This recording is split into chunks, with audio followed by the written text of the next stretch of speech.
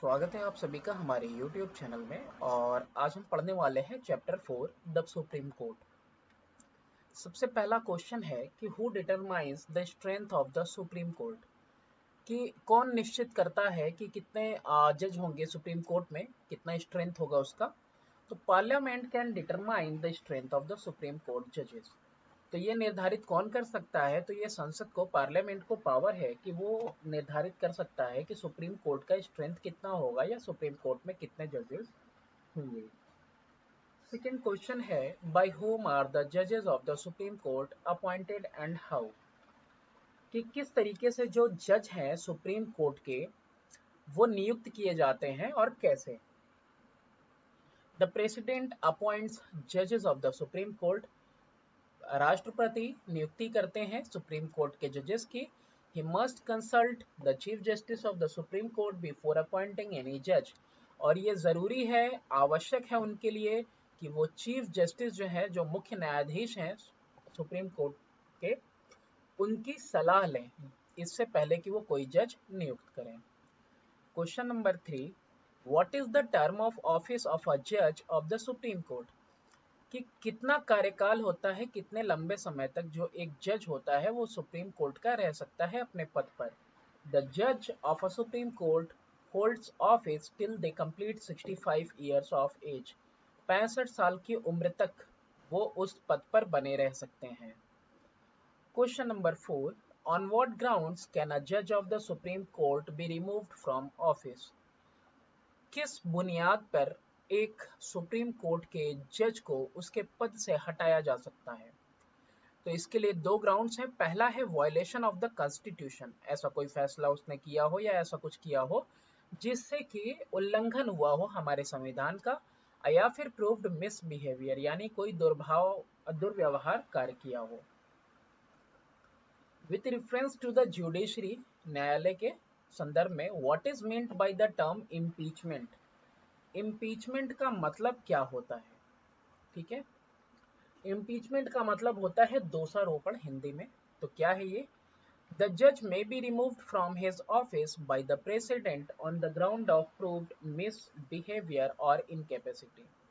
तो जज है, उसको उसके पद से हटाया जा सकता है राष्ट्रपति के द्वारा अगर ऐसा कुछ हुआ है जैसे कोई दुर्व्यवहार किया हो, या फिर वो इनकैपेसिटी का मतलब होता है अक्षमता वाला समझा जाए या असमर्थ हो, अयोग्य हो, तो उसको हटाया जा सकता है।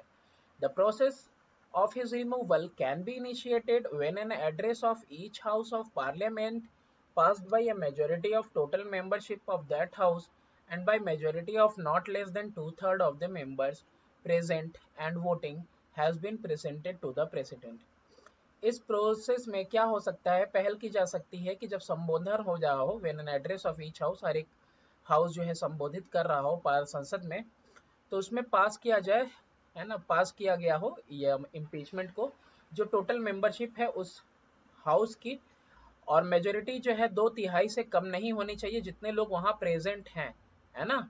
और वो लोग प्रेजेंट होके अगर मेजोरिटी में ये चीज़ कह रहे हैं कि नहीं भाई इनको हटा देना है दोषारोपण करते हुए, मिसबिहेवियर या अक्षमता वाले हैं या असमर्थ वाले, तो अगर मेजोरिटी में हैं लोग तो फिर प्रेसिडेंट को, ये लोग प्रेजेंट कर रहे हैं मेजोरिटी से, 2/3 की मेजोरिटी जो प्रेजेंट है मेंबर्स उनमें, तो ऐसे केस में जो प्रेसिडेंट है वो जज को उसके पद से हटा देंगे, और इसी प्रोसीजर को इम्पीचमेंट कहा जाता है।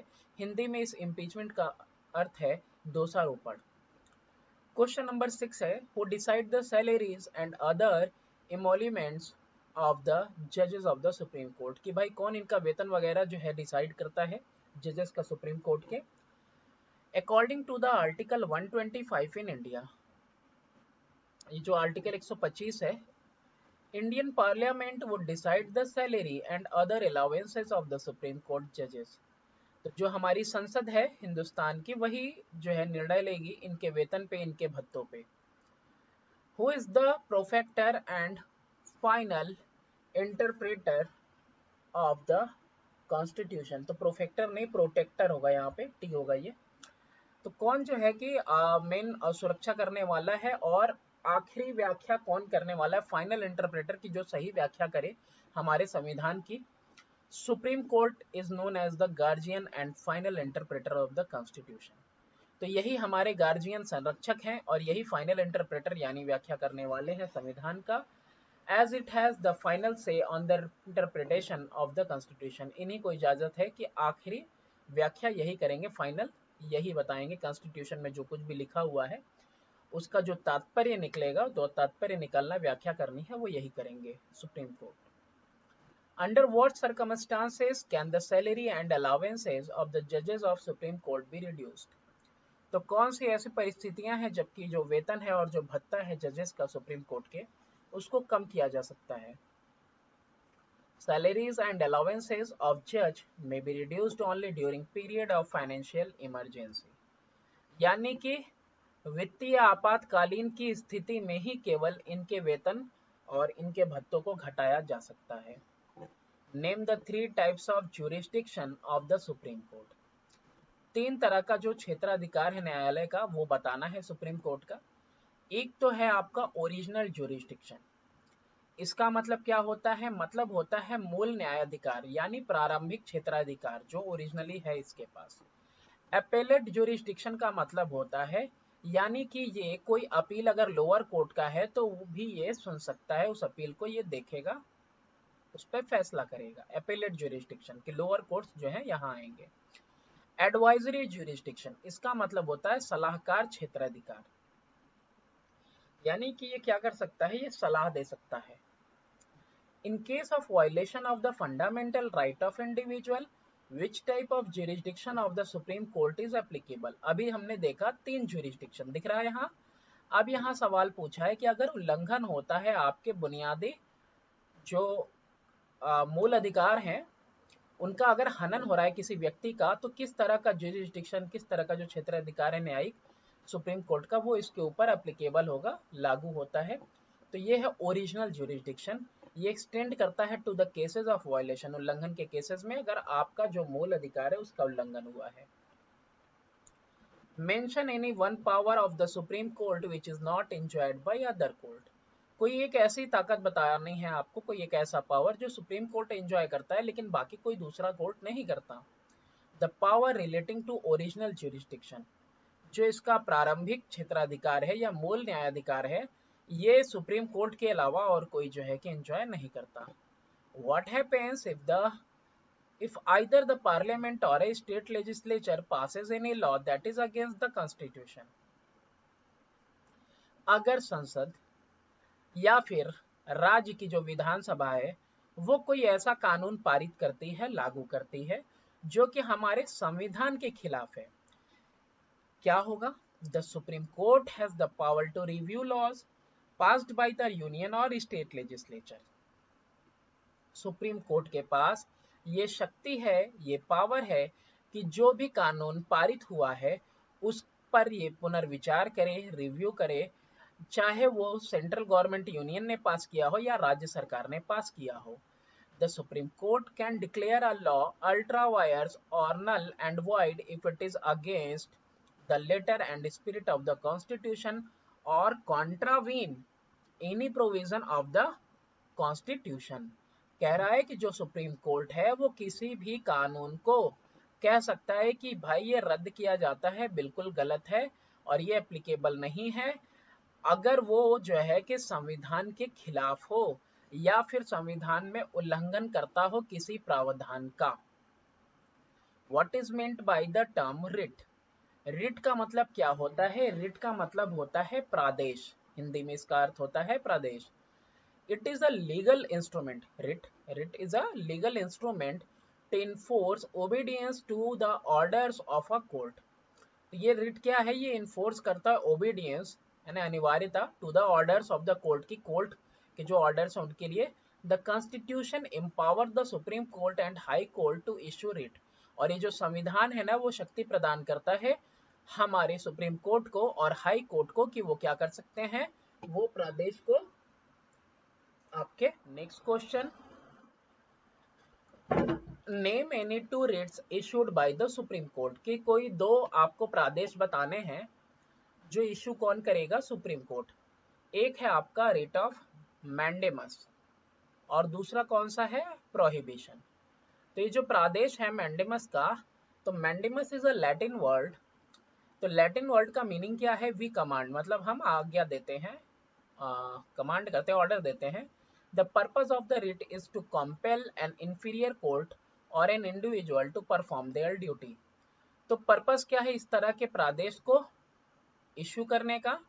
कि ये एक जो है, इसको इश्यू करने का ये है कि जो एक इंफीरियर, मतलब कि सुप्रीम कोर्ट के नीचे जो कोर्ट्स हैं, इंफीरियर कोर्ट्स हैं, उनको ये एक ऑर्डर है या फिर किसी इंडिविजुअल को कि वो अपना जो ड्यूटी है, कर्तव्य है, उसका पालन करें।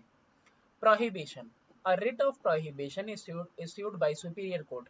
एक सुपीरियर कोर्ट यानी हाई कोर्ट भी इसको इश्यू कर सकता है, और सुप्रीम कोर्ट तो करता ही है। द सुप्रीम कोर्ट और हाई कोर्ट टू प्रिवेंट, देखो हाई कोर्ट का भी नाम आ गया, कि इसको प्रिवेंट किया जाए inferior court from exercising power with which it is legally vested, कि उस पावर को इस्तेमाल करने से उसको रोकना है, एक जो है इंफीरियर कोर्ट को, निचली अदालत को रोकना है, जो पावर निहित है उसमें, उससे उसको रोकना है ना। बहुत सारे होते हैं ऐसे मुकदमे जिसमें जो है हाई कोर्ट और सुप्रीम कोर्ट जो है कि रिट ऑफ प्रोहिबिशन जो है कि इशू करते हैं कि भाई ये आप निहित हैं आप में ये, लेकिन उसके बावजूद आप नहीं करेंगे, तो रिट ऑफ प्रोहिबिशन उसके लिए है। Give the composition of the supreme court in India. तो क्या कॉम्पोजिशन है, मतलब कौन कौन होते हैं सुप्रीम कोर्ट में? तो supreme court of India consist of a chief justice, मुख्य न्यायाधीश हैं हिंदुस्तान के, and not more than 25 other जजेस, और 25 और जजेस होते हैं। Until parliament by law prescribe a large number, और 25 से ज्यादा तब तक नहीं हो सकते हैं जब तक कि कोई संसद से कोई ऐसा कानून पारित ना हो जो कि बताता हो कि हाँ भाई इससे ज्यादा नंबर में भी हो सकते हैं। Mention two types of cases in which the Supreme Court exercises original jurisdiction। तो हमको आप दो केसेस ऐसे बताने हैं जिसमें सुप्रीम कोर्ट जो है अपना मूल न्यायाधिकार, या कह सकते हो प्रारंभिक क्षेत्राधिकार जो है वो एक्सरसाइज करता है।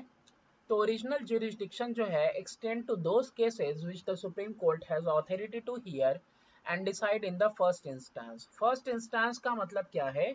कि इसका प्रारंभिक क्षेत्राधिकार वहां तक फैला हुआ है जिसमें सुप्रीम कोर्ट को ये अधिकार है कि वो किसी एक पर्टिकुलर केस को सबसे पहली बार वहीं लेके जाया जाएगा, सुप्रीम कोर्ट में ही दाखिल होगा वो सीधा। The Supreme Court in its original jurisdiction entertains suits in the following cases। तो सुप्रीम कोर्ट जो है प्रारंभिक क्षेत्राधिकार या मूल न्यायाधिकार जो है उसमें जो है कि वो सूट्स वगैरह लेता है, और जो है कि निम्न केसेस पे देखो, एक है dispute between the government of India and one or more state. अगर सेंट्रल गवर्नमेंट यानी कि केंद्र सरकार और जो है किसी राज्य सरकार के बीच में विवाद हुआ है तो वो हाई कोर्ट भी नहीं सुनेगा, कौन सुनेगा? सुप्रीम कोर्ट सीधा। डिस्प्यूट बिटवीन टू और मोर स्टेट, दो या दो से ज्यादा स्टेट्स के बीच में अगर कोई विवाद है तो कौन सुनेगा? डायरेक्टली वो अपील किया जाएगा किसको? और आपके जो है सुप्रीम कोर्ट को। A dispute between the union and any state of one side and other state on the other side, अगर कोई डिस्प्यूट ऐसा हुआ है संघ के बीच में और कोई स्टेट है एक साइड है और दूसरे तरफ कोई दूसरा स्टेट है अदर साइड पे, ऐसे केस में suits entertaining the enforcement of fundamental right, मूल अधिकारों के इन्फोर्समेंट के लिए such suits can be brought by private individual, कोई अकेला व्यक्ति प्राइवेट इंडिविजुअल भी ला सकता है अगेंस्ट द यूनियन गवर्नमेंट, केंद्र सरकार के खिलाफ, है ना, ऑन ए स्टेट गवर्नमेंट और ए स्टेट गवर्नमेंट, है ना, या तो संघ सरकार के खिलाफ या स्टेट गवर्नमेंट के खिलाफ, तो अकेला भी कोई ला सकता है इस सूट को। और होगा यहाँ पे original jurisdiction extend to such other cases, जिसका मूल न्यायाधिकार क्षेत्र है वो वहां तक फैला हुआ है कि in which an interpretation of constitution is involve, जहां पे व्याख्या करनी है संविधान की, तो आखिरी व्याख्या करने वाला कौन है? फाइनल इंटरप्रिटेशन करने वाला आपका सुप्रीम कोर्ट है। तो इस तरह का भी केस इन्हीं के पास आएगा। What is meant by appellate jurisdiction? Name two types of cases in which an appeal shall lie to the Supreme Court. Appellate jurisdiction क्या है? Appellate हमने आपको बताया, इसमें जो है ना अपील होती है फ्रॉम द लोअर कोर्ट, है ना, जो सबमिट की जाती है सुप्रीम कोर्ट को। तो दो केसेस बताने हैं जिसमें कि अपील लाई करेगा सुप्रीम कोर्ट को। अपीलेट ज्यूरिसडिक्शन implies का मतलब होता है, तात्पर्य ये है कि that supreme court is the final court of appeal in India. निचली अदालत से कोई दिक्कत परेशानी है तो सबसे फाइनली आप कहाँ तक जा सकते हो? बस सुप्रीम कोर्ट तक। ये इससे ऊपर कहीं नहीं भाई, कहीं नहीं जा सकते हो। 10 appeal in specific criminal and civil cases. Criminal यानी फौजदारी, सिविल केसेस यानी कि दीवानी। इस तरह के जो केसेस देखा होगा कचहरी में लिखा होता है ना, तो जो क्रिमिनल होता है उसी के लिए फौजदारी लिखा होता है, सिविल केसेस सिविल न्यायालय के लिए ही लिखा रहता है आपका दीवानी।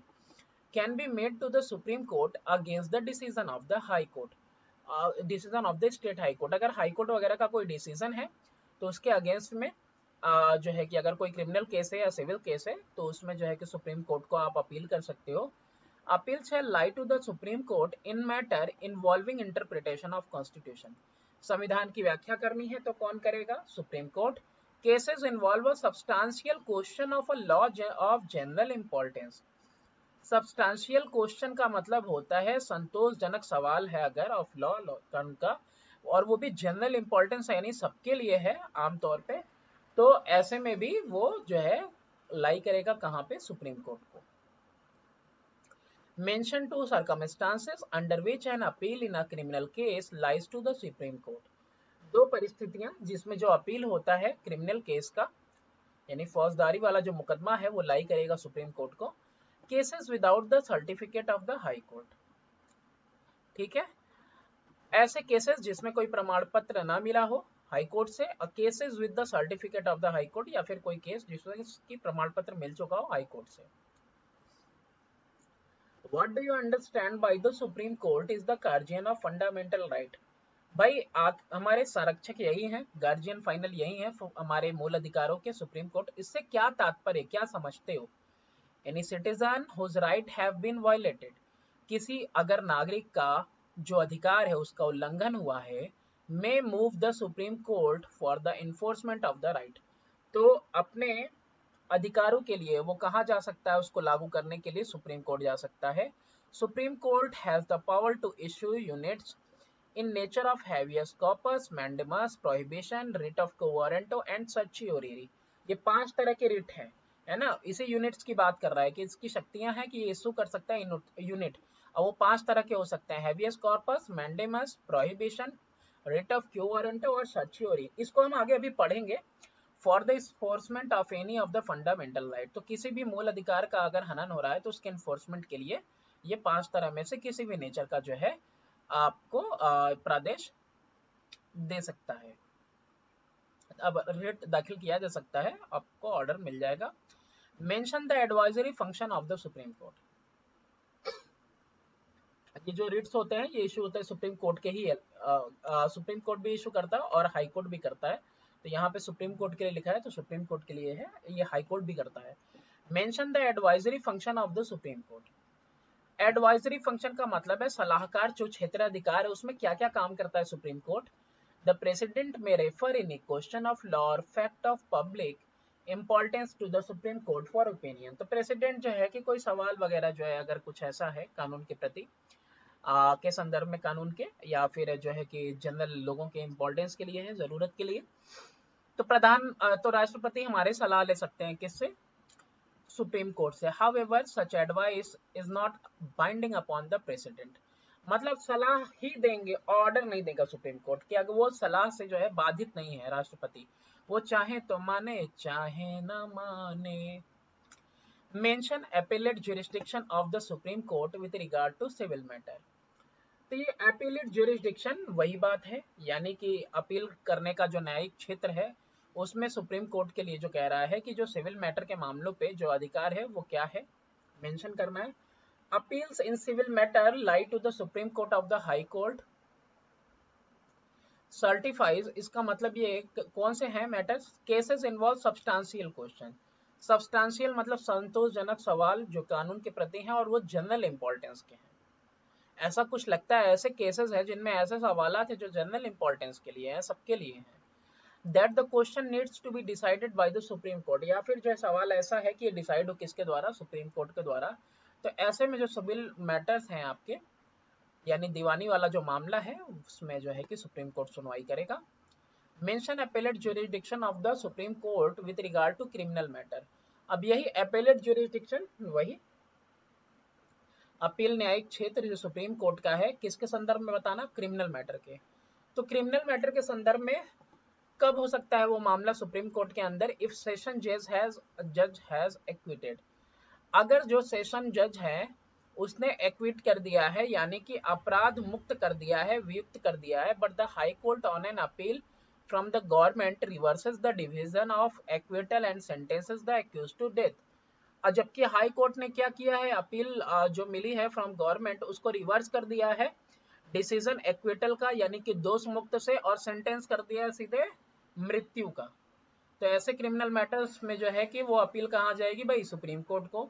If the high court has withdrawn any case from a subordinate, अगर हाई कोर्ट ने विथड्रॉ कर लिया है कोई केस एक निचली अदालत से, सबऑर्डिनेट कोर्ट से, एंड हैज कन्विक्टेड, कन्विक्टेड का मतलब होता है अपराधी ठहराया गया है एक्यूज्ड को, और उसको मृत्यु दंड दे दिया गया है, सेंटेंस्ड हिम टू डेथ, तो ऐसे में जो है कि केस कहाँ पहुंचेगा, केस अपील होगा कहाँ पे, सुप्रीम कोर्ट में। What is meant by term jurisdiction, ये ज्यूरिसडिक्शन का मतलब क्या होता है, यह न्यायाधिकार क्षेत्र की बात करा jurisdiction. Jurisdiction implies the power that a court of law exercises to carry out judgment and enforce laws। तो ये क्षेत्राधिकार है भाई, न्यायिक क्षेत्राधिकार है, इसका तात्पर्य यह है वो शक्ति कोर्ट की है ना, जिसकी वजह से वो क्या करता है, जजमेंट्स न्याय वगैरह देता है, और ये इसका अधिकार है कि वो कोई कानून वगैरह जो है उसको इन्फोर्स करता है, लागू करता है। How does the supreme court protect the fundamental right of individual, ये सवाल शायद पहले भी आ चुका है, कोई नहीं फिर से देखते हैं। Any citizen whose right have been violated, किसी के अगर अधिकारों का उल्लंघन हुआ है, may move the supreme court for the enforcement of right, कि भैया हमारा जो उल्लंघन हुआ है, हमारे जो अधिकार है उसको लागू करो। Supreme court has the power to issue unit, जो सुप्रीम कोर्ट है उसके पास ये शक्ति है, पावर है कि वो यूनिट्स इशू करेगा, और अलग अलग नेचर के, प्राकृतिक रूप के, habeas corpus, mandamus, prohibition, writ of quo warranto और certiorari for enforcement of any of the fundamental right, यानी मूल अधिकारों के लागू करने के लिए ये इसमें से कोई भी एक प्रादेश दे सकता है, इस रिट इशू कर सकता है। 24 के बाद यहाँ 25 आना चाहिए, 15 नहीं 25 होगा। Mention any two administrative function of the supreme court, तो प्रशासनिक कार्य क्या है सुप्रीम कोर्ट के।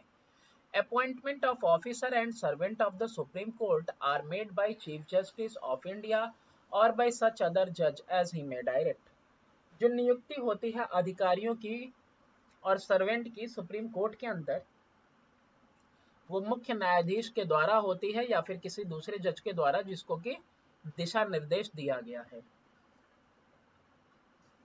The court makes rule regarding the conduct of advocate and other person appearing before it। अब यहाँ पे जो कोर्ट होता है, हमारी जो अदालत है, वो नियम कानून बनाती है किन के लिए, वकीलों के लिए, उनके व्यवहार के लिए, कंडक्ट ऑफ एडवोकेट और अदर पर्सन दूसरे लोगों के लिए जो कि कोर्ट में अपीयर हो रहे हैं। It also makes rules regarding the fees to be charge in respect of proceeding in the court, ये उसके लिए भी नियम बनाती है कि कितने फीस वगैरह जो है कि कार्यवाही में कोर्ट के लगेगा, कितना फीस चार्ज किया जाएगा, ये सब फैसले भी कौन लेगा, सुप्रीम कोर्ट। तो ये प्रशासनिक कार्य है इसके। How does the constitution ensure the neutrality and impartiality in the dispensation of justice bye the supreme court, कैसे संविधान इंश्योर करता है न्यूट्रलिटी यानी कि अपक्षपात एंड इम्पार्शियलिटी, इसका मतलब भी वही होता है निष्पक्षता, इन द डिस्पेंसेशन यानी कि वितरण करने में न्याय बाय सुप्रीम कोर्ट, किस तरह से संविधान कहता है कि नहीं भाई तुमको जो न्याय मिल रहा है ना वो निष्पक्ष रूप से मिल रहा है, अपक्षपाती रूप से मिल रहा है, यानी कोई पक्षपात नहीं हुआ है तुमसे, है ना, जो भी तुमको न्याय मिला है, जस्टिस मिला है सुप्रीम कोर्ट से। Constitution of India has ensured the independence of judiciary through, अब देखो जो संविधान है ना उसी ने इसको क्या रखा है, आजाद रखा है। कैसे, जुडिशरी को, न्यायालय को, ये किसी से मतलब दबाव में नहीं है, सबसे बड़ी बात ये है, मतलब ये ऐसा नहीं है कि किसी मतलब दबाव में आकर कोई फैसला जो है आपके विरुद्ध हो जाएगा। तो देखो कैसे ये आजाद है। अपॉइंटमेंट ऑफ जजेस of the supreme court by president after consulting the cabinet and the जजेस ऑफ द सुप्रीम कोर्ट, नियुक्ति जजेस की कैसी होती है? सुप्रीम कोर्ट के द्वारा होती है। राष्ट्रपति के करते हैं, सुप्रीम कोर्ट के जजेस की नियुक्ति राष्ट्रपति करते हैं जब वो सलाह मशवरा ले लेते हैं कैबिनेट से, मंत्रिमंडल से और जजेस से जो सुप्रीम कोर्ट के हैं। Removal of the judges by the president through impeachment on ground of proven misbehavior or incapacity। जो जजेस है उनको हटाया भी कैसे जाता है? दोषारोपण करके राष्ट्रपति के द्वारा, अगर कोई दुर्व्यवहार वगैरह किया हो। सिक्योरिटी ऑफ टेन्योर ऑफ जजेस, भाई सिक्योरिटी है कि कितना कार्यकाल रहेगा, 65 साल की उम्र से पहले नहीं रिटायर होंगे।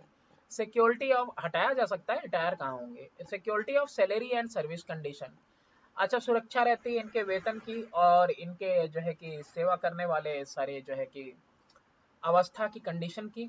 फ्रीडम है to announce decision and decree in the court, कि भाई न्यायालय को आज़ाद है, न्यायालय उसको आज़ादी है कि वो किसी तरह का जो है कि डिक्री वगैरह, ऑर्डर वगैरह पास कर सकता है, कोई निर्णय वगैरह सुना सकता है। Punishment for the contempt of court, अगर आपने अवमानना किया, न्यायालय का अवमानना किया, कंटेम्प्ट ऑफ कोर्ट किया, तो आपको सजा दी जा सकती है कोर्ट के द्वारा। No discussion in the legislature on the conduct of जजेस and prohibition of practice after retirement, कोई डिस्कशन नहीं होता लेजिस्लेचर में, विधायक में, किसके लिए?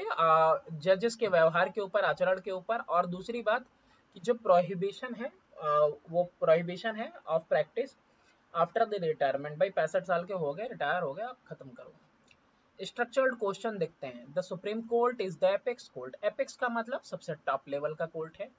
In the entire judicial setup in India, जो भी अपना न्यायिक जुडिशियल सिस्टम सेटअप है ना हिंदुस्तान में, सबसे ऊपर कोर्ट कौन सा है? सुप्रीम कोर्ट, एपेक्स है, top. In this context answer the following, तो इसके संदर्भ में आपको बताना है what is meant by single integrated judicial system. इसका मतलब हिंदी में होता है एकल एकीकृत न्यायिक प्रणाली। अब देखो, जैसे कहीं पे देखा होगा, बैंक में गए होगे तो देखा होगा एकल पटल, देखा होगा एक खिड़की पे लिखा होता है एकल पटल, मतलब एक ही काम किया जाता है। यहाँ पे सिंगल इंटीग्रेटेड का मतलब होता है कि जो हमारी न्यायपालिका वाली पूरी न्याय प्रणाली जो है ना, पूरी वो जुड़ी हुई है, एक दूसरे से इंटीग्रेटेड है।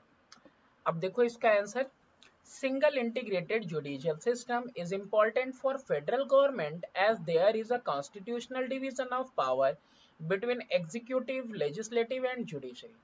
तो देखो हमारे जो है कि देश में फेडरल गवर्नमेंट है, यानी पावर डिवाइडेड है, तो इसीलिए जो डिवीजन है वो संविधानिक, जो पावर संविधानिक डिवीजन किया हुआ है पावर का, कार्यपालिका के बीच में, विधायन पालिका के बीच में और न्यायपालिका के बीच में। तो इसके लिए जो है ना सिंगल इंटीग्रेटेड जुडिशियल सिस्टम बहुत इंपॉर्टेंट है। अब ये है क्या? देखो ये अडॉप्ट किया गया है, single integrated judicial system has been adopted for the whole country, पूरे देश के लिए, है ना, पूरे देश के लिए एकल एकीकृत न्यायिक प्रणाली को अपनाया गया है। At the apex of the judicial system, और सबसे टॉप में जुडिशियल सिस्टम के न्याय के सुप्रीम कोर्ट ऑफ इंडिया है, which supervises and control the functioning of other court. यानी कि देखो कोई एक है जो इसको चला रहा है, तो ये कौन है? चला नहीं रहा है, मतलब एक तरह से देखो तो कंट्रोल कर रहा है, और वो सुपरवाइज करना, कंट्रोल करना, नियंत्रण करना किसका काम है? सुप्रीम कोर्ट का काम है कि वो निचली अदालतों को क्या करे? नियंत्रित रखे और साथ ही साथ उनको सही तरीके से सुपरवाइज करे। There are no separate set of laws and a single civil and criminal system operates throughout the country. कोई एक सेपरेट सेट ऑफ लॉ नहीं चलता है, अलग अलग कानून नहीं है, है ना, चाहे दीवानी का कानून हो, चाहे फौजदारी का कानून हो, तो यहाँ पे जो है कि एक अलग अलग सेट नहीं है, ये जो है ना एक इंटीग्रेटेड है, यानी सबके लिए कॉमन है थ्रू आउट द कंट्री, पूरे देश में। Immediately below which are the state high court and below the high court there are district court. सबसे टॉप पे सुप्रीम कोर्ट, उससे नीचे स्टेट का हाई कोर्ट, राज्य का अपना हाई कोर्ट, और उसके बाद जो है आपका डिस्ट्रिक्ट कोर्ट यानी कि जिला न्यायालय है। All this court decide the cases according to the same constitution. अब देखो जितनी भी अदालतें हैं, निचली अदालत हो, हाई कोर्ट हो, या फिर आपका सुप्रीम कोर्ट, सब संविधान के ही बेसिस के ऊपर, सिविल और क्रिमिनल पेनल कोड के हिसाब से ही सब जो है सारे केसेस को देखते हैं। Appeals against the decision of district court lie in the high court and appeal against the decision of the high court can be filed in the supreme court. District court का अगर कोई है appeal तो उसको आप न्यायालय में high court में दाखिल कर सकते हो, और हाई कोर्ट का है तो उसके लिए तुम अपील कर सकते हो कहाँ पे, सुप्रीम कोर्ट में। ठीक है, एकल प्रणाली है, सब एक दूसरे से जुड़े हुए हैं, इंटीग्रेटेड, अलग set of rules and regulation नहीं है। ठीक है, explain briefly the impeachment procedure for the removal of जजेस। फिर से वही बात, दोषारोपण की बात कर रहा है। अ जज of the supreme court including the chief justice, एक जज सुप्रीम कोर्ट का जिसमें चीफ जस्टिस भी है, रिमेन्स इन हिज ऑफिस, अपने ऑफिस में अपने पद पे रहता है, until he attains the age of 65 year, 65 साल की उम्र तक। अ जज may resign by writing in his own hand to the president, खुद से इस्तीफा लिख के चाहे तो दे सकता है अपने राष्ट्रपति को। He may also be removed from his office by president through impeachment on the ground of proved misbehavior or incapacity. असमर्थता या दुर्व्यवहारता अगर साबित की जा सकती है तो साबित की जा सकती है, अगर साबित हो गई तो राष्ट्रपति के द्वारा दोषारोपण करके उसको हटाया जा सकता है। But this is done only when an address is passed in each house of the parliament supported by a simple majority of the total strength of house and by a two-third majority of those present and voting in both the house. It is then presented to the president. This procedure is called impeachment. अब ये इसको करना है तो करना क्या होगा, पहले इसके बारे में संबोधित करना होगा संसद में। संसद में जो है कि सभा बैठेगी, 2/3 मेजोरिटी के साथ जितने लोग उपस्थित हुए होंगे 2/3 मेजोरिटी के साथ वोट करेंगे कि हाँ भाई जज को हटा देना चाहिए। तो जब ये 2/3 मेजोरिटी में लोग प्रेजेंट होके वोट करेंगे खिलाफ जज के, ये प्रेजेंट की जाएगी वोटिंग किसके सामने, अपने राष्ट्रपति के सामने, और उसके बाद जज को रिमूव कर दिया जाएगा राष्ट्रपति के द्वारा। तो इसी पूरी प्रक्रिया का नाम है इम्पीचमेंट ऑफ अ जज। State the difference between original jurisdiction, प्रारंभिक न्यायाधिकार, मूल न्यायाधिकार क्षेत्र जो है उसके बीच में, और अपेलेट ज्यूरिस्डिक्शन यानी कि वो अधिकार जिसमें कि छोटे अदालतें यानी निचली अदालतों के केसेस यहाँ अपील किए जाते हैं। Mention two function that come under original jurisdiction, पहले डिफरेंस बताना है, फिर दो फंक्शन बताना है प्रारंभिक क्षेत्राधिकार के जो न्यायालय का है और सुप्रीम कोर्ट का। ओरिजिनल ज्यूरिस्डिक्शन, तो original jurisdiction means power to hear and determine a dispute in the first instance I those cases which can not be moved in any other court other than the supreme court, यानी कि अगर दो राज्यों में विवाद हो गया है या फिर राज्य सरकार और केंद्र सरकार में विवाद हो गया है, अब ये डिस्ट्रिक्ट कोर्ट में नहीं जाएगा, हाई कोर्ट में नहीं जाएगा, तो जाएगा कहां सीधा, ये जाएगा सीधा सुप्रीम कोर्ट में। तो ये है पावर ओरिजिनल ज्यूरिस्डिक्शन की कि ऐसे मामले वो सिर्फ और सिर्फ सुनने की ताकत किसको है, सिर्फ सुप्रीम कोर्ट को। Appellate jurisdiction means the power to grant special leave to the appeal against the judgment delivered by the court in the country. अगर कोई हाई कोर्ट है, कोई डिस्ट्रिक्ट कोर्ट है, अगर उसने कोई जो है जजमेंट वगैरह दे दिया है तो इसमें जो है कि स्पेशल लीव ये उसमें कुछ और प्रावधान दे सकता है, वैसे मुकदमों को ये ले सकता है, अपील की जा सकती है कहाँ पे, जजमेंट के खिलाफ अपील की जा सकती है सुप्रीम कोर्ट में। तो ये अपीलेट ज्यूरिस्डिक्शन हुआ, यानी ऑलरेडी केसेस कई चल रहे थे, वहां से आपको मिला, आप फुलफिल नहीं हो, आप वहां से केस लेके जाना चाहते हो, अपील करना चाहते हो सुप्रीम कोर्ट में, तो आप वहां लेके चले गए। तो यहाँ पे आप लेके जा रहे हो निचली अदालत से ऊपरी अदालत को, यहाँ सिर्फ और सिर्फ ऊपरी अदालत में ही उन केसेस की सुनवाई हो सकती है।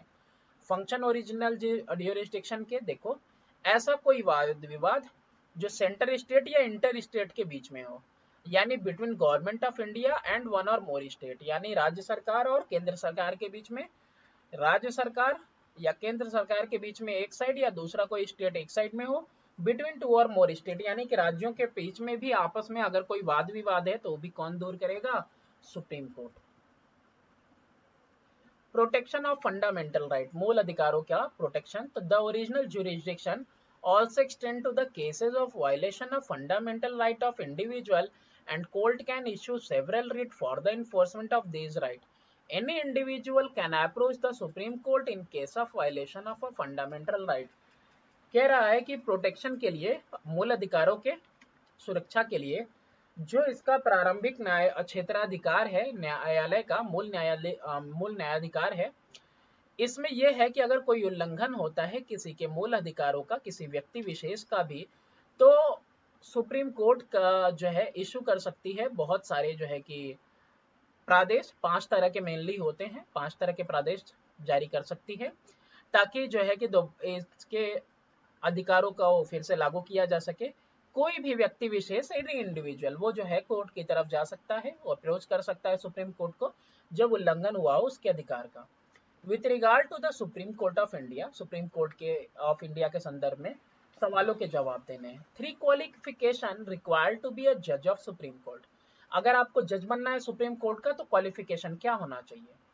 A person is not qualified for appointment as a judge of a Supreme Court unless he is a citizen of India। पहली बात तो अगर आपको जज बनना है तो आपको नागरिक तो होना ही पड़ेगा हिंदुस्तान का।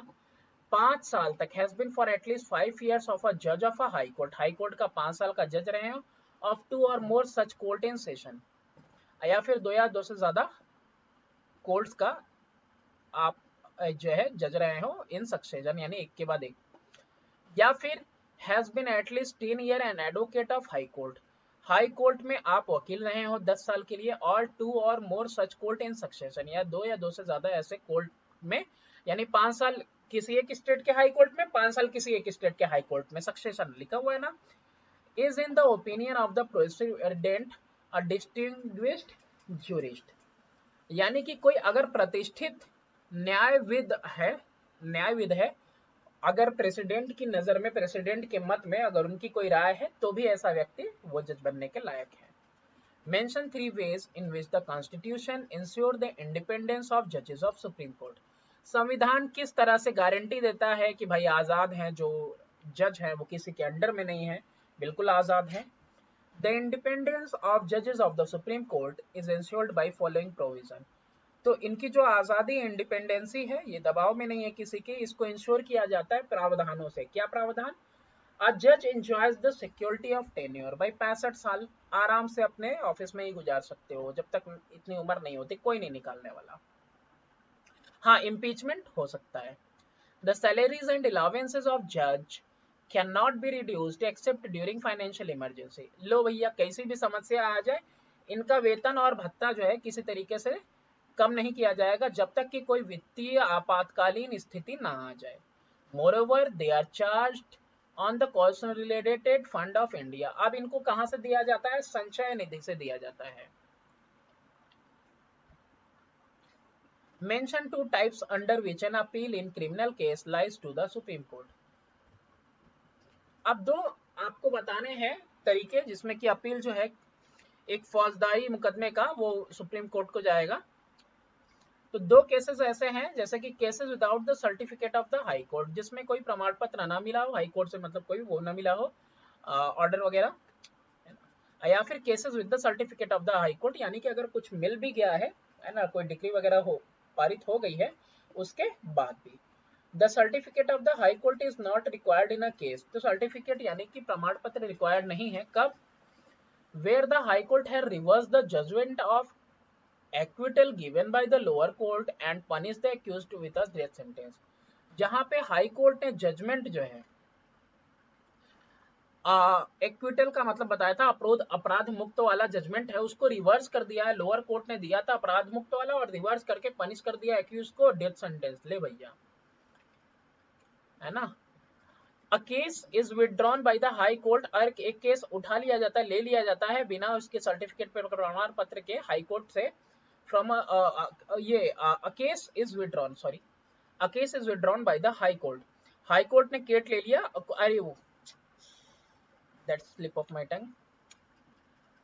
हाई कोर्ट ने सबऑर्डिनेट कोर्ट से, निचली अदालत से केस ले लिया, विथड्रॉ कर लिया, है ना, and sentence the accused to death. और जो एक्यूज था, जिसके ऊपर दोष लगा हुआ था, उसको क्या किया? उसको सजा दे दी मृत्यु की। तो ऐसे केस में भी क्या हो जाएगा? जो केस होगा वो लाई करेगा किसको? सुप्रीम कोर्ट को।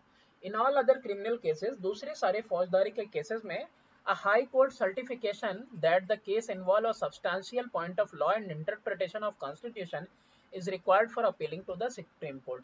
अब ऐसा सारे फौजदारी वगैरह वाले मुकदमे में है ना, एक हाई कोर्ट का जो सर्टिफिकेशन है, प्रमाण पत्र है, वो इन्वॉल्व करता है अगर substantial point of law, substantial का मतलब है संतोषजनक पॉइंट ऑफ लॉ, अगर वो उसमें जरूरी है या फिर कोई व्याख्या करनी है संविधान की, तो वो रिक्वायर्ड है कि वो अपील कहाँ हो, सुप्रीम कोर्ट में, क्योंकि फाइनल इंटरप्रेटर जो संविधान का है वो कौन है, सुप्रीम कोर्ट है। The independence of judiciary is necessary in federal democratic setup. ये जो हमारा फेडरल यानी कि आपका समझ सकते हो जहाँ पे डिवीजन है पावर का, डेमोक्रेटिक जो लोकतांत्रिक अपना सेटअप बना हुआ है देश का, वहां पे जुडिशरी को आजाद होना बहुत जरूरी है, इंडिपेंडेंसी इसकी जरूरी है। Describe the part played by the following, security of tenure of office, कि सिक्योरिटी क्या सुरक्षा है इनके जो है कि कार्यकाल पे। A judge can remain in office till he has attained the age of 65 year, 65 साल की उम्र तक अपने ऑफिस में बने रह सकते हैं। He can be removed by the president on the ground of proved misbehavior और incapacity, अगर कोई असमर्थता दिखाई देती है या फिर कोई दुर्व्यवहारता दिखाई देती है तो फिर इनको जो है निकाला जा सकता है कि हाँ भाई तुम निकल लो अब यहाँ से, है ना, इम्पीचमेंट के जरिए। The word proved signifies that address can only be presented after an allegation has been thoroughly examined by some impartial tribunal. कोई निष्पक्ष ट्रिब्यूनल का मतलब होता है आपका जैसे कि न्यायाधिकरण वाली अदालत ही होती है, इम्पार्शियल निष्पक्ष रूप से कोई कोर्ट है, अदालत है। अगर प्रूव होता है एलिगेशन, आरोप, है ना, अच्छे से एग्जामिन वगैरह कर दिया गया तभी संबोधित किया जाएगा। Security of salary and allowances of the judges. So salaries and allowances of the judges cannot be reduced to their disadvantages during the term of office. जब तक ये कार्यपद पे अपने है ना, तो ये सैलरी वगैरह कुछ भी कम नहीं किया जा सकता है जब तक कि कोई फाइनेंशियल वित्तीय आपातकालीन स्थिति की घोषणा ना हो, तब उनका जो है कि रिड्यूस किया जाएगा, ताकि फाइनेंशियल आपाती जो आपदा आई हुई है कंट्री में या स्टेट में, देश में या राज्य में, उससे जूझने के लिए इनके वेतन में और इनके भत्तों में कटौती की जाती है, वरना कभी नहीं। Moreover the salaries of the जजेस are charged on the consolidated fund of India, जो संचय निधि कोष है ना, उससे जो है कि इनका जो है तनख्वाह दी जाती है। And is not subject to vote of parliament, और ये जो है कि ये विषय नहीं है इसके पार्लियामेंट, संसद के वोट का, यानी कि इसके ऊपर ये वोट वगैरह नहीं देंगे भाई, ये फैसला नहीं करेंगे। Power to punish for contempt of itself, अगर किसी ने कोर्ट की अवमानना की, यानी किसी ने कोई कोर्ट का हानि पहुंचाई, यानी कि बेइज्जती की, है ना, कंटेम्प्ट ऑफ कोर्ट देखा होगा कई बार लोगों पे लगता है ना, कुछ उल्टा सीधा कर दिया कोर्ट के अंदर तो कंटेम्प्ट ऑफ कोर्ट लग जाता है, तो कोर्ट अपने ही जो है कि कोर्ट खुद जो है कि सजा देती है ऐसे कर्तव्य के लिए, काम के लिए। Genuine criticism of a court of a judgment is allowed, अगर जेन्युइन है, अगर कोई आलोचना कर रहे हो किसी सजा पे तो ठीक है, तुमको अलाउ है, but nothing should be done to lower the authority और डिग्निटी ऑफ कोर्ट। लेकिन अगर आप कोर्ट के सम्मान को अगर आप कम कर रहे हो, उसके अधिकार को अगर आप जो है कि बेकार मतलब नीचा दिखाने की कोशिश कर रहे हो, तो सुप्रीम कोर्ट के पास पावर है कि पनिश करेगी अगर उसका कंटेम्प्ट कर रहे हो तो। The supreme court has extensive jurisdiction, भाई इनका जो है ना फैला हुआ है ज्यूरिसडिक्शन, ठीक है। इस संदर्भ में आपको बताना है, क्या बताना है, what is meant bye appellate jurisdiction. Appellate jurisdiction बताया ना कि निचली अदालतों से अपील की जाती है, उनके अपील को ये लेता है। Name two types of cases in which an appeal shall lie to the supreme court, जो अपील है वो जाएगा सुप्रीम कोर्ट को, कब, द एपीलेट ज्यूरिसडिक्शन, आंसर यहीं से है, implies that supreme court is the final court of appeal in India. Finally जो है कि आप कहां तक जा सकते हो, बस दौड़ते दौड़ते डिस्ट्रिक्ट कोर्ट, डिस्ट्रिक्ट कोर्ट से हाई कोर्ट, हाई कोर्ट से आप जा सकते हो सुप्रीम कोर्ट, फिर भी सुनवाई नहीं हुई ना, कहीं नहीं जा सकते। दस appeal in specific criminal and civil cases, फौजदारी और दीवानी के मुकदमों में सुप्रीम कोर्ट को जो है कि पावर है कि इसके खिलाफ जा सकती है, डिसीजन जो स्टेट कोर्ट ने दिया है, स्टेट के हाई कोर्ट ने, तो अपील जो है कि लाई करेगा सुप्रीम कोर्ट को, कब, जब ऐसे मामले होंगे जब इंटरप्रिटेशन करना होगा, संविधान की व्याख्या करनी होगी, या फिर कोई सब्सटैंशियल संतोषजनक सवाल है कानून का, है ना, और वो सबके लिए है, जनरल इंपॉर्टेंस के लिए है। What do you understand by advisory function? Advisory function क्या है भाई? सलाहकार वाला जो क्षेत्राधिकार है सुप्रीम कोर्ट का।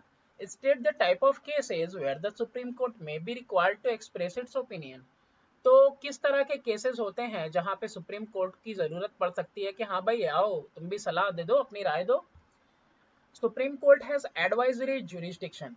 एडवाइजरी जुरिस्डिक्शन का मतलब हाँ हमारा भी सलाह ले लो किसी सवाल पे, और फैक्ट ऑफ पब्लिक इंपॉर्टेंस या कोई ऐसा तथ्य है जो कि लोगों की भलाई के लिए है, may be refer to it for consideration by the president of India. कि ठीक है भाई आप भी कंसिडर करो, आप भी सोच विचार करो इसके ऊपर, प्रेसिडेंट ऑफ इंडिया ने भेजा है। Supreme court may be required to express its opinion in two classes of matter. दो तरीके के, दो वर्ग के मामले हैं जिनमें इन एन एडवाइजरी कैपेसिटी है ना, सलाहकार होने की स्थिति में। Any question of law may be referred to the Supreme Court if the President considers that the question is of public importance and is necessary to obtain the opinion of Supreme Court।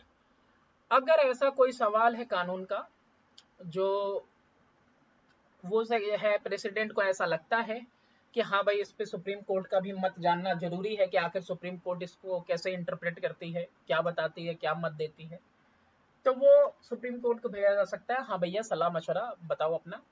Dispute arising out of pre-constitution treaties and agreement which are excluded from original jurisdiction by Article 131।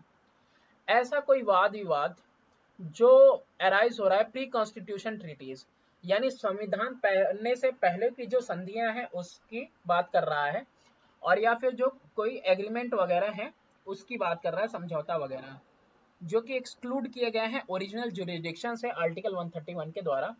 तो ऐसे cases में भी सलाह मशवरा कौन देगा? Supreme court लिया जाएगा उससे। So what is meant by revisory jurisdiction of supreme court? ये रिवाइजरी ज्यूरिसडिक्शन क्या होता है? इसका बोलते हैं पुनरीक्षण, यानी अपने ही फैसले को फिर से देखना। तो supreme court under article 137 is empowered to review any judgment or order made by it with a view to removing any mistake or error that might have crept in the judgment or order। ऐसा हो सकता है, मुमकिन हो, may be possible, कई बार ऐसा हुआ भी है एफआर के मामले में। और जब इंदिरा गांधी का जमाना था ये एफआर में इंक्लूडेड था, राइट टू प्रॉपर्टी वाले, ऐसे मामले में दो केसेस आए थे जिसमें कि सुप्रीम कोर्ट ने खुद ही अपने फैसले को बदला था, है ना, दो बार अलग अलग बातें कही थी। तो उसी की बात यहाँ पे भी हम लोग कर सकते हैं, देख सकते हैं कि आर्टिकल 137 में इसको खुद ही अधिकार है कि वो अपने ही जजमेंट को ऊपर पुनर्विचार कर सके और चाहे तो बदल दे। This is because the supreme court is the court of record and its decision are of evidentiary nature and cannot be questioned in any court। यानी समझो इस बात को, जो भी ये फैसले करते हैं सुप्रीम कोर्ट, वो निचली अदालतों के लिए क्या है? सबूत है, एविडेंस है, एविडेंशियरी वैल्यू का है। यानी कि अगर ऊपरी अदालत ने किसी मुकदमे के अंदर कोई दूसरा ऊपर था किसी व्यक्ति के ऊपर, और सुप्रीम कोर्ट ने उसमें उसको बाइज्जत बरी कर दिया, सजा या फिर बहुत ही कम कर दी, है ना, ऐसे केस में अगर वैसे ही मुकदमे, वैसे ही धाराएं किसी दूसरे व्यक्ति पे निचली अदालतों में लगती हैं, तो निचली अदालतों में भी उस व्यक्ति को बाइज्जत बरी किया जाएगा या फिर उसके ऊपर जो सजाएं हैं उसको कम की जाएंगी। और ग्राउंड क्या रहेगा? एविडेंशियरी वैल्यू रहेगी कि भाई सुप्रीम कोर्ट ऐसा कर रहा है तो आप क्यों नहीं कर रहे। बात को समझिए, यानी ये जो भी फैसला करते हैं वो एक एविडेंस की तरह है, वो प्रिजर्व रखा जाता है और उसी फैसले के हिसाब से निचली अदालतें फैसला करेंगी। ऐसा नहीं कि सुप्रीम कोर्ट ने सेम केस में जजमेंट देते हुए किसी को आजाद कर दिया और निचली अदालत सेम केस में जजमेंट करते हुए किसी को फांसी की सजा दे दे, ये मुमकिन नहीं है। तो यही बोल रहा है, ये एविडेंशियरी वैल्यू होती है और इसको क्वेश्चन नहीं किया जा सकता किसी भी अदालत में। ठीक है। Discuss how the Constitution has ensured the Supreme Court act as custodian of the Constitution। भाई कस्टडियन है, संविधान की देखभाल यही कर रही है, इसी की कस्टडी में है।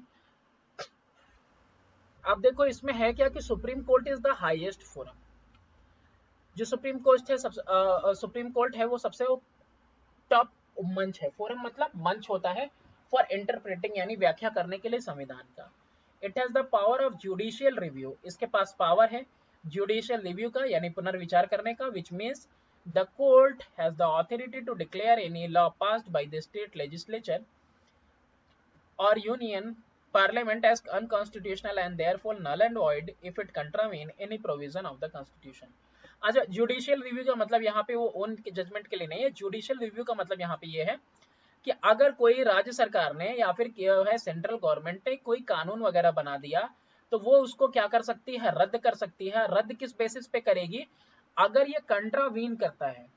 क्या करता है? कंट्रावीन, यानी उल्लंघन करता है किसी प्रावधान का संविधान के, या फिर ये संविधान के खिलाफ है तो ये उसको नल एंड वॉइड कर देगी। Thus, if any law of state or union is repugnant to any provision of the constitution, the court can invalidate it to that extent.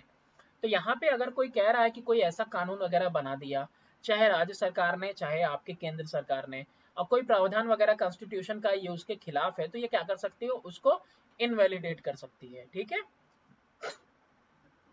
Thus the supreme court is the custodian, तो इसीलिए supreme court जो है custodian है और protector है, रक्षा करता है हमारे संविधान का।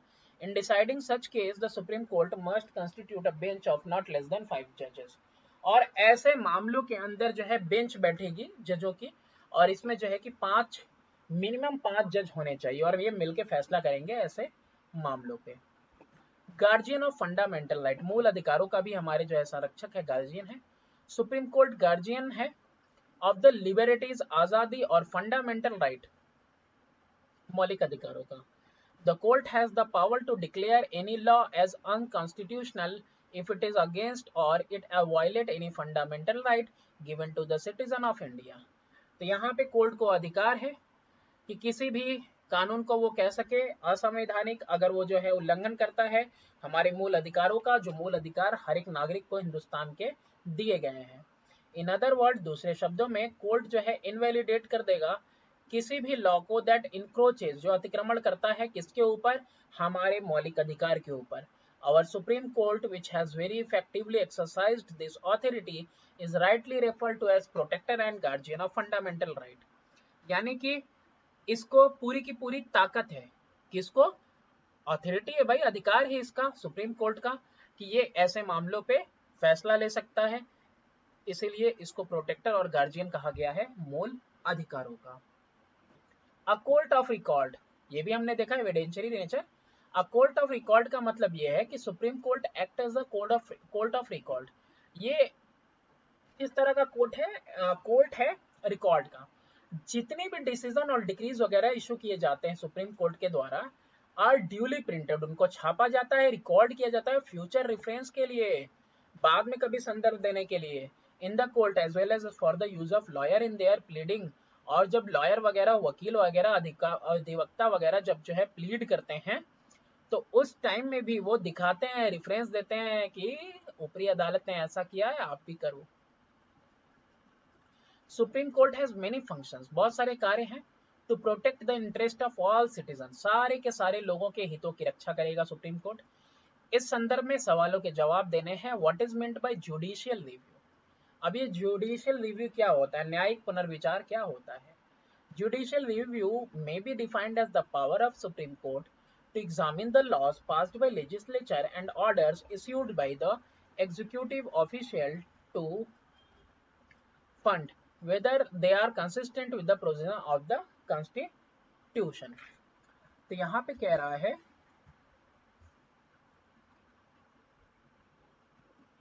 कि जुडिशियल रिव्यू का मतलब क्या है, कि जुडिशियल रिव्यू में भी डिफाइंड, कि इसको डिफाइन किया गया, इसकी व्याख्या की गई है कि ये पावर है सुप्रीम कोर्ट का कि ये क्या करेगा, ये एग्जामिन करेगा। पावर है इसके पास कि कोई कानून वगैरह पारित किया गया है विधान पालिका के द्वारा, या ऑर्डर वगैरह कोई जो है आज्ञा वगैरह इशू हुई है एग्जीक्यूटिव ऑफिशियल के द्वारा, एग्जीक्यूटिव ऑफिशियल्स यानी कार्यपालक अधिकारी के द्वारा फंड के लिए, वेदर दे आर कंसिस्टेंट है प्रावधान के साथ या नहीं। तो ये जुडिशियली रिव्यू करेगा कि ये उसके साथ है कि नहीं है। इन केस अगर वो कंसिस्टेंट नहीं है, ठीक है, अगर वो क्लैश करता है प्रावधानों के साथ मेल नहीं खाता, क्लैश करता है, तो सुप्रीम कोर्ट डिक्लेयर कर सकता है उसको null and void. What is the scope of judicial review? कितना स्कोप है इसका? तो देखो स्कोप क्या है, dispute arising between the union government and the state और between the state the supreme court can decide it. तो यहाँ पे संघ सरकार यानी कि सेंट्रल गवर्नमेंट और स्टेट के बीच में कुछ मामला है तो ये डिसाइड करेगी जुडिशियल रिव्यू। सुप्रीम कोर्ट के पास पावर है कि रिव्यू करेगी all national and state laws, राष्ट्रीय और राज्य के जितने भी कानून है उसको रिव्यू करेगी। एंड एग्जीक्यूटिव ऑर्डर और कार्यपालक के जो ऑर्डर्स वगैरह हैं और डिक्लेयर करेगी नल एंड वॉइड अगर वो सब प्रावधान के खिलाफ होंगे संविधान के। सुप्रीम कोर्ट गार्जियन है हमारे मूल अधिकारों का और इसके पास शक्ति है कि ये इश्यू करेगी प्रादेश जिससे कि इन्फोर्स हो फंडामेंटल राइट हमारे मूल अधिकार जो है कि लागू हो। What is the significance of the power of judicial review. अब देखो इसे जुडिशियल रिव्यू के जो है सिग्निफिकेंस इंपॉर्टेंस की बात कर रहा है, क्या फायदा है इसका। No doubt legislature possesses the highest position in democracy. हमारा देश कैसा देश, लोकतांत्रिक देश, तो लोकतांत्रिक देश में विधान पालिका सबसे ऊपर। But the power of judicial review has its own importance. लेकिन जो जुडिशियल रिव्यू का अपना जो खुद की विशेषता है, because of the following reason, किन कारणों से है देखो। Indian constitution is a written constitution, Hindustan का जो कानून है वो लिखा हुआ है संविधान। एनी आर्टिकल ऑफ कॉन्स्टिट्यूशन और law may be ambiguously worded. So अच्छा देखो गलत तरीके से संविधान का जो है कि कोई प्रावधान वगैरह जो है कानून वगैरह उसको एम्बिगुअसली वर्डेड किया जा सकता है। Naturally the question of interpretation of the constitution is bound to arise.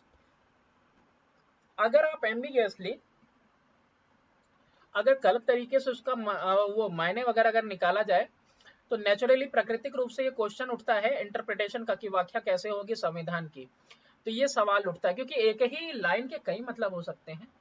एक वर्ड है जैसे राइट, अब राइट का मतलब अधिकार भी होता है, राइट का मतलब सही भी होता है, राइट का मतलब डायरेक्शन भी होता है।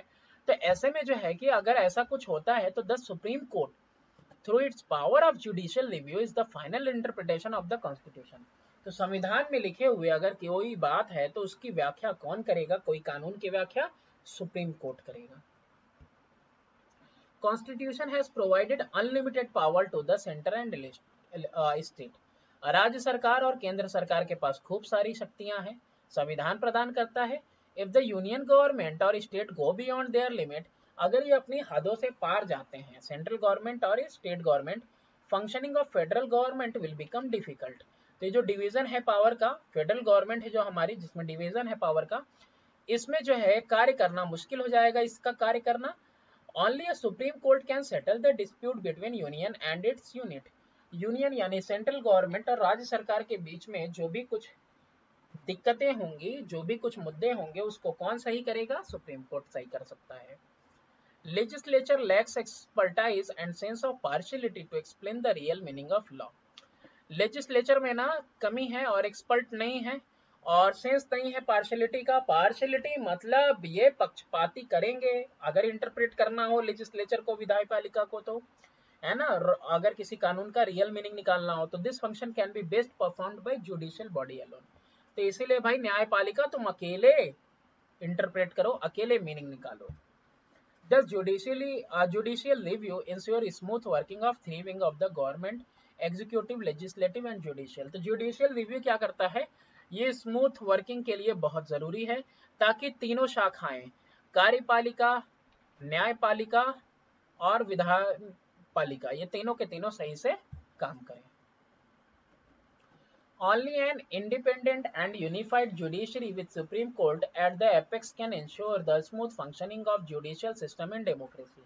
जो अभी पढ़ा उसी पे सवाल है कि एक आजाद और यूनिफाइड जुडिशरी, यूनिफाइड का मतलब एक, आपस में जुड़ी हुई जुडिशरी जिसमें सुप्रीम कोर्ट एपेक्स यानी कि सबसे टॉप पे हो, इसी से जो है कि स्मूथ फंक्शनिंग बेहतर तरीके से कार्य चल सकता है। जुडिशियल सिस्टम जो है हमारा, न्यायिक सिस्टम जो है डेमोक्रेसी में, लोकतंत्र में चल सकता है।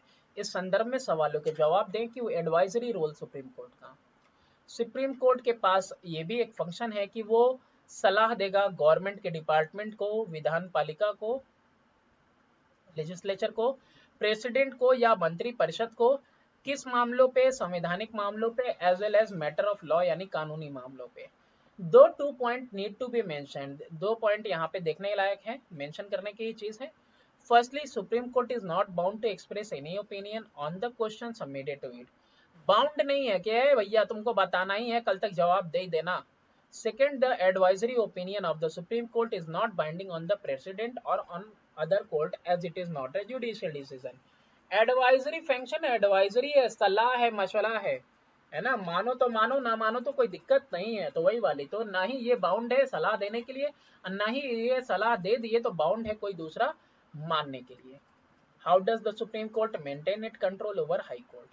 सुप्रीम कोर्ट किस तरह से नियंत्रण रखता है हाई कोर्ट पे? Under article 139A inserted by the 44th amendment in 1978। 139A इसको जो है कि इंसर्ट किया गया था, दाखिल किया गया था 44वें अमेंडमेंट में 1978 के, कि जो सुप्रीम कोर्ट है may transfer to itself cases from one or more high court, कि ये वो खुद से जो है केसेस उठा सकता है, कहां से? हाई कोर्ट से।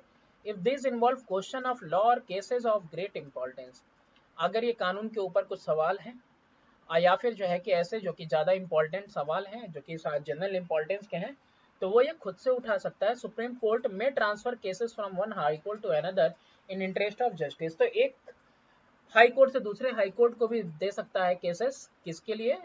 जस्टिस के हित के लिए, न्याय के हित के लिए। Your friend from Australia has asked you to explain the following terms and their implication in the working of the country in your uh, of the court in your country. Write notes to him about this term. अब तुम्हारा दोस्त है Australia से, उसने तुमको कई सारे term लिख के दिए हैं कि किस तरह से ये इनका रोल है अदालतों में, है ना, तुम्हारे देश की अदालतों में किस तरह से ये काम करते हैं। राइट नोट्स, तो नोट्स बताना है हैबियस कॉर्पस, ये जानने वाली चीज भी है और इसको अच्छे से देखिए। रिट ऑफ हैबियस कॉर्पस, ये जो प्रदेश है हैबियस कॉर्पस का, लैटिन वर्ड है ये, इसका मतलब होता है you may have the body, तो आपके पास बॉडी हो सकती है। इट प्रूव्स, इट प्रोवाइड्स, ये प्रोवाइड करता है a remedy for a person, इलाज, क्योर, एक पर्सन के लिए who has been unlawfully held इन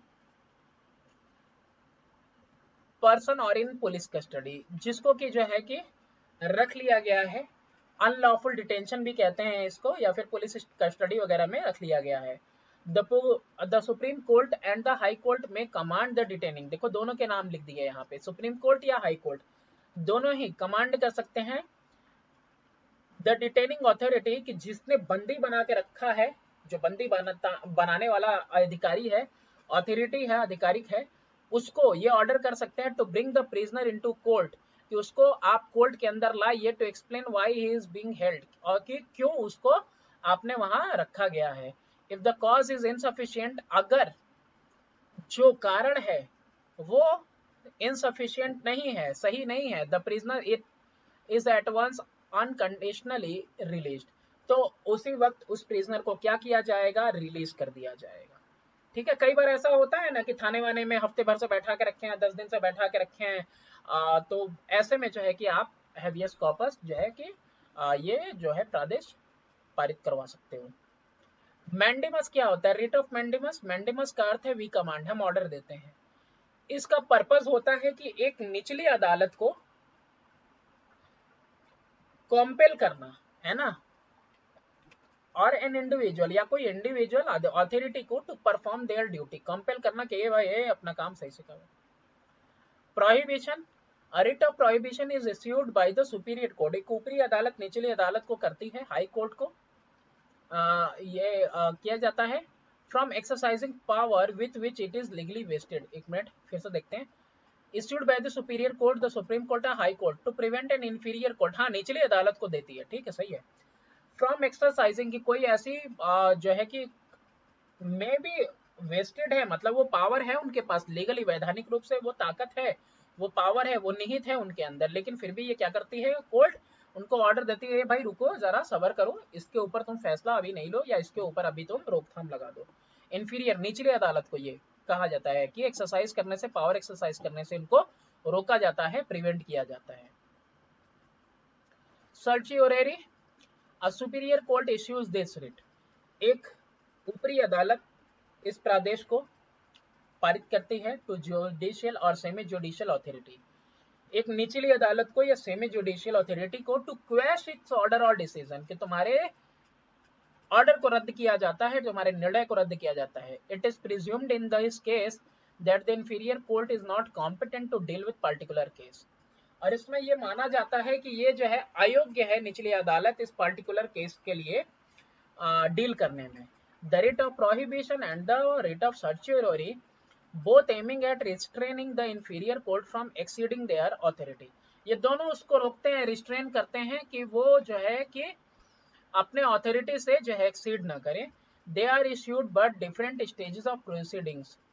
ये इश्यू होते हैं लेकिन अलग स्टेज पे प्रोसीडिंग के, यानी कि कार्रवाई जब शुरू होती है। When an inferior is hearing matter over which it has no authority. जब कोई ऐसा मामला सुन रही है जिसको ऊपर इसकी अथॉरिटी ही नहीं है सुनने की। The supreme court, the superior court या सुप्रीम कोर्ट सही है, shall issue the writ of prohibition, writ of prohibition लगा सकती है। ऑन द अदर हैंड अगर कोर्ट ने उसको सुन भी लिया है ना, court hears that case and gives a decision, ले भैया वो डिसीजन भी दे दिया, superior court shall issue the writ of certiorari. तो यहाँ पे रिट दाखिल हो सकता, वो रिट जो है यानी कि प्रादेश जो है वो पारित किया जा सकता है सर्च्योरी का। और जो रिट ऑफ प्रोहिबिशन है ये प्रिवेंटिव है, बचाव है, और जबकि सर्च्योरी ये है जो है रेमेडी है, यानी डायरेक्टली क्योर है। तो प्रोहिबिशन कोई कार्रवाई जो उनके हद में नहीं है उसको रोकने के लिए, और सर्च्योरी कोई डिसीजन उन्होंने दे दिया उसको क्वेश करने के लिए। क्यू वारंटो, ये रिट डायरेक्ट होता है अगेंस्ट अ पर्सन, किसी व्यक्ति विशेष के खिलाफ, who has wrongfully taken over an office, किसी पद वगैरह को उसने गलत तरीके से ले लिया।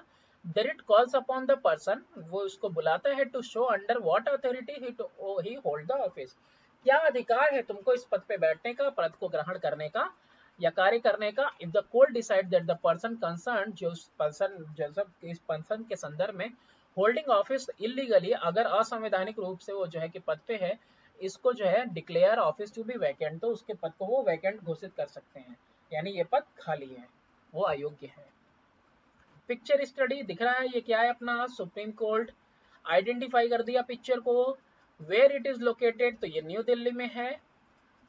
आगे कह रहा है व्हाट इज द पोजीशन, तो सुप्रीम कोर्ट जो है कि ये हाईएस्ट पोजीशन पे है संविधान में, है ना। जो न्यायिक सिस्टम है ना, सिंगल इंटीग्रेटेड जुडिशियल सिस्टम है ना अपना, उसमें ये सबसे टॉप पोजीशन पे है। 3 qualification required for being a जज इन हाई कोर्ट। पहली बात तो नागरिक होना चाहिए, 5 साल से कम एक्सपीरियंस ना हो हाई कोर्ट के जज के ऊपर, या फिर किसी 2 हाई कोर्ट के जज में सक्सेशन, एक या एक के बाद दूसरे में रहा हो। 10 साल का वकालत किया हो बंदे ने हाई कोर्ट में, या फिर जो है कि एक या फिर 2 हाई कोर्ट्स में, एक के बाद दूसरी अदालत में। इट इज एन ओपिनियन, मतलब दोनों ही हाई कोर्ट्स ही हो। It is an opinion of president and distinguished jurist, यानी कि अगर कोई प्रतिष्ठित न्यायविद है अगर इनकी आंखों में, तो भी वो जो है कि बनने के लायक है राष्ट्रपति की आंखों में। How does this court maintain the sanctity of the constitution of India.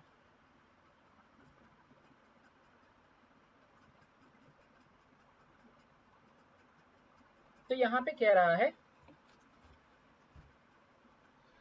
कि किस तरीके से जो कोर्ट है वो मेंटेन करता है सैंक्टिटी, यानी कि मतलब कह सकते हो पवित्रता, है ना, या फिर अवस्था, है ना, मेंटेन करता है संविधान में इंडिया के।